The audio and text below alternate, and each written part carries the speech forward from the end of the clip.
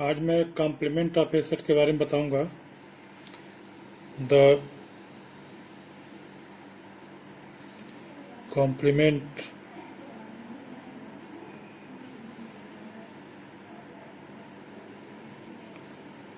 Of a set capital A is the set of all those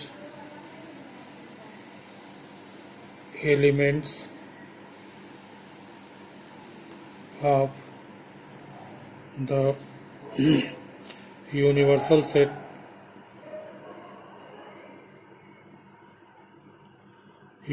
set U, which are not in capital A. Full stop. The complement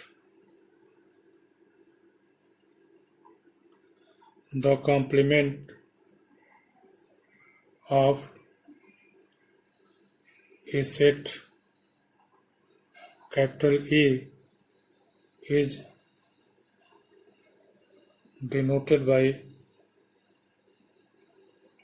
A dash, which is defined as A dash is equal to X such that X is element of U and X is not element of A. इसको हम ऐसे भी लिख सकते हैं U minus ए। मतलब अगर ए कोई सेट है तो इसका जो कॉम्प्लीमेंट सेट होगा उसे हम कैपिटल ए डैश से रिप्रेजेंट करेंगे, और ए डैश यूनिवर्सल सेट के उन एलिमेंट्स का सेट होगा जो कि ए में न हो। जैसे हम इसको वेन डायग्राम से भी देख सकते हैं।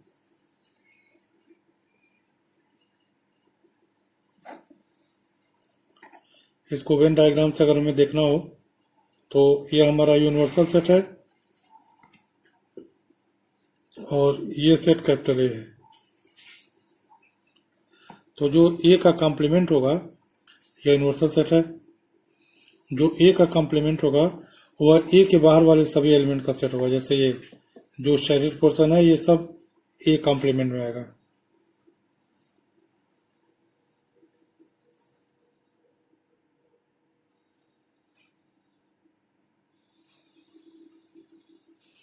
ये जो शारीरिक पोर्शन दिखाई दे रहा है ये सब ए के कॉम्प्लीमेंट में है, यह ए का कॉम्प्लीमेंट में। तो इस तरह से हम क्या कर सकते हैं, ए का कॉम्प्लीमेंट किसे कर सकते हैं, मतलब ए का कॉम्प्लीमेंट जो होगा वह यूनिवर्सल सेट के वे एलिमेंट्स हैं जो कि ए में न हो। ये मतलब जो शारीरिक पोर्शन है वो ए डैश है और ये जो ब्लैंक है यह सेट ए है। और इसको अगर हमें डिफाइन करना है तो इसको हम ऐसे भी कर सकते हैं U माइनस ए। U माइनस ए का क्या मतलब होता है, U के वे एलिमेंट जो कि ए में न हो। और इसको अगर हम थोड़ा सेट बिल्डर फॉर्म में अगर एक्सपेंड करना हो तो इसको हम ऐसे लिखेंगे X such that X is element of universal set and X is not element of A। इसको हम इस तरह से हम कॉम्प्लीमेंट ऑफ ए सेट को डिफाइन कर सकते हैं। जैसे for example if U is equal to 1 2 3 4 5 6 and A is equal to 3 4 5, then A dash is equal to, A dash का डेफिनेशन क्या है, U माइनस ए। तो U माइनस ए निकालने के लिए हम डिफरेंस ऑफ सेट बता चुके हैं। U माइनस ए निकालने के लिए U के वे एलिमेंट जो कि A में ना हो, तो पहले यू का एलिमेंट 1 को देखते हैं, 1 ए में है कि नहीं, 1 ए में नहीं है, इसलिए ए डैश में आ जाएगा। फिर इस तरह से 2 भी ए में नहीं है, इसलिए 2 को भी हम लिख सकते हैं। 3 ए में है, इसलिए ए के कॉम्प्लीमेंट में नहीं आएगा। 4 भी ए में है, ए भी ए के कॉम्प्लीमेंट में नहीं आएगा। 5 भी ए में है, इसलिए ए भी नहीं आएगा। 6 ए में नहीं है, इसलिए 6 आ जाएगा।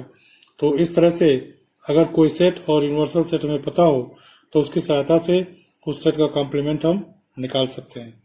इसके बाद कॉम्प्लीमेंट सेट की कुछ प्रॉपर्टीज हैं, इसको लिख देता हूं। Some properties of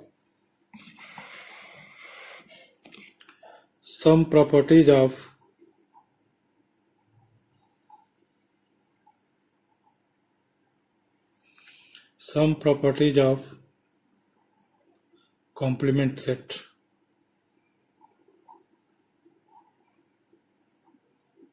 Some properties of complement sets।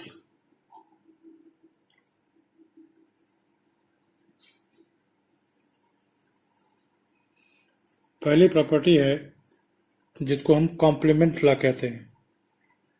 Complement law,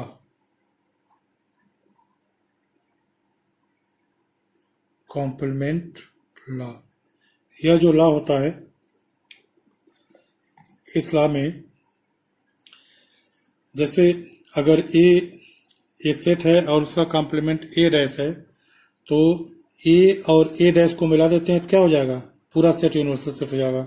तो इसका पहला लॉ तो ये हो जाएगा, A union A dash is equal to you.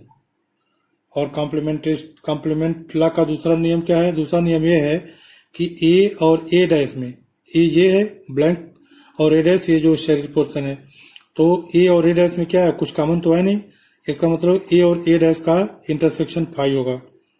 तो A intersection A dash is equal to phi.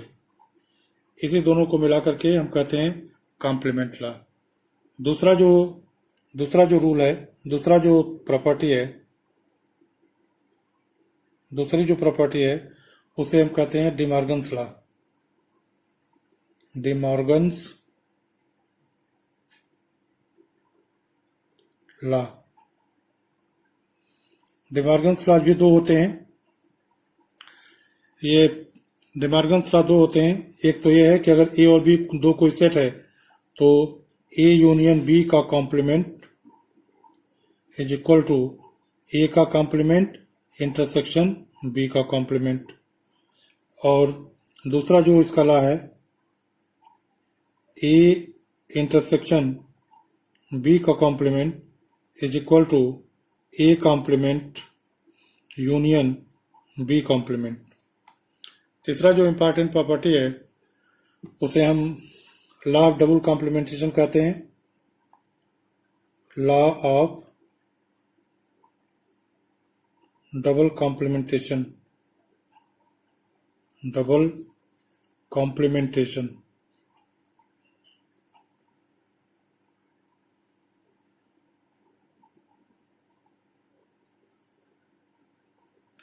इस लॉ में यह है कि अगर ए कोई सेट है तो ए के कॉम्प्लीमेंट का कॉम्प्लीमेंट जो होता है वह सेट ए ही हो जाता है।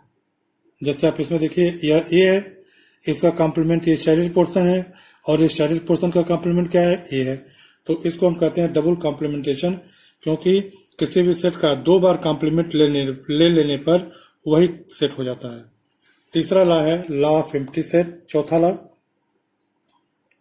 Law of empty set and law of universal set.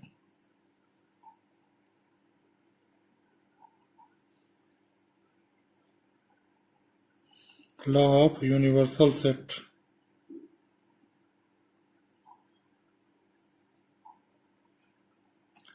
Law of universal set,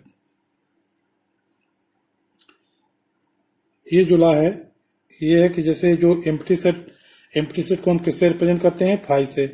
तो फाई का जो कॉम्प्लीमेंट होता है वह यूनिवर्सल सेट हो जाता है और यूनिवर्सल सेट का जो कॉम्प्लीमेंट हो जाता है ये फाई हो जाता है। ये दोनों एक दूसरे के कॉम्प्लीमेंट हैं। फाई और यू दोनों एक दूसरे के कॉम्प्लीमेंट हैं। तो क्योंकि अगर यू, ऐसा क्यों है, क्योंकि यू और फाई को हम ऐड कर देंगे तो क्या हो जाएगा, यू हो जाएगा। मतलब यू और फाई का यूनियन ले लेंगे, ऐड नहीं, यू और फाई का यूनियन ले लेंगे तो यू हो जाएगा, और यू और फाई का इंटरसेक्शन कर देंगे तो फाई हो जाएगा। तो इस तरह से फाई का कॉम्प्लीमेंट यू है और यू का कॉम्प्लीमेंट फाई है। जैसे यहाँ पर मैंने लिखा कि ए का कॉम्प्लीमेंट ए डैश है, उसी तरह से हम ये भी कर सकते हैं कि ए डैश का कॉम्प्लीमेंट ए है, मतलब ए का कॉम्प्लीमेंट ए डैश और ए डैश का कॉम्प्लीमेंट ए, क्योंकि डबल कॉम्प्लीमेंटेशन लॉ से ए डैश मतलब ए के कॉम्प्लीमेंट का कॉम्प्लीमेंट ए हो गया। तो अगर हम कहेंगे कि ए डैश का कॉम्प्लीमेंट है तो हम ये भी कह सकते हैं कि ए डैश ए का कॉम्प्लीमेंट है। इस तरह से आज मैंने कॉम्प्लीमेंट ऑफ ए सेट के बारे में बताया। इसमें अगर कोई प्रॉब्लम हो तो आप लोग कमेंट बॉक्स में कमेंट करेंगे, और वीडियो को सब्सक्राइब, शेयर और लाइक कीजिए। Thank you.